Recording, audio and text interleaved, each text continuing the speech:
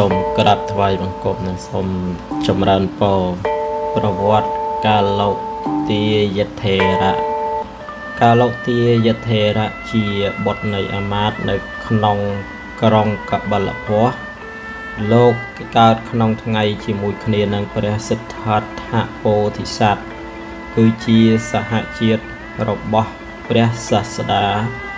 កាលោទាយីកាលដើមឈ្មោះឧទាយីព្រោះជាទីរីករាយនៃអ្នកក្រុងតមកមានឈ្មោះថាកាលោទាយីព្រោះលោកមានសបល់ខ្មៅកាលចម្រើនវ័យហើយលោកក៏បានថ្វាយខ្លួនជាមហាតលិករបស់ព្រះពោធិសត្វជាមួយឆន្ទៈ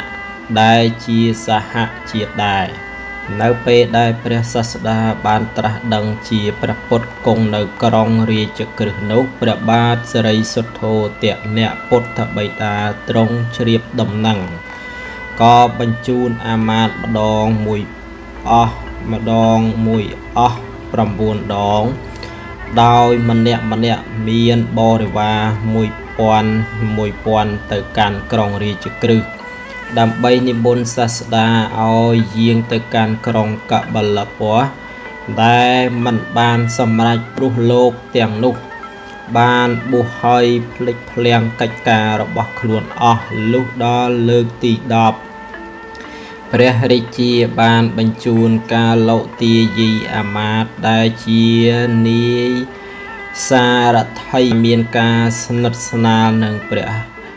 ឲ្យនាំបរិវារ1000នាក់ទៀតទៅនិមន្តព្រះសាស្តាកាលោទាយីបានក្រាបទូលសូមបួសផងលុះព្រះរាជាទ្រង់អនុញ្ញាតហើយ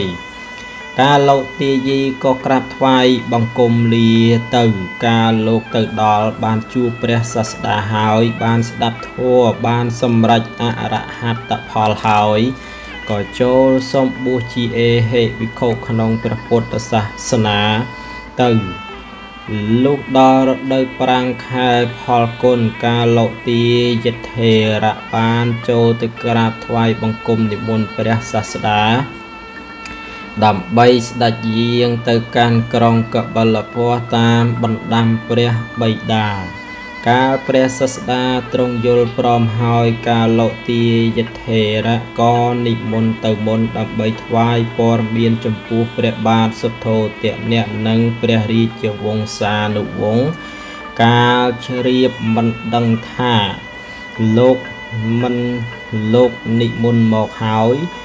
ពួកអ្នកនគរមានចិត្តរីករាយណាស់នាំគ្នាទទួលយ៉ាងឱឡារិកហើយកាលោទាយថេរៈក៏ដឹងនាំសក្យវង្សឲ្យជ្រះថ្លាក្នុងព្រះពុទ្ធសាសនាព្រះសាស្តាទ្រង់ប្រារព្ធដល់គុណសម្បត្តិនេះក៏តាំងលោកក្នុងតំណែងថាជាអ្នកប្រសើរលើសភិក្ខុទាំងឡាយបែកខាងយ៉ាងត្រកូលមិនទាន់ជ្រះថ្លាឲ្យជ្រះថ្លាក្នុងព្រះពុទ្ធសាសនាកាលោទាយថេរៈកាលមានប្រជញ្ញសមគួរហើយក៏បរិនិព្វានទៅ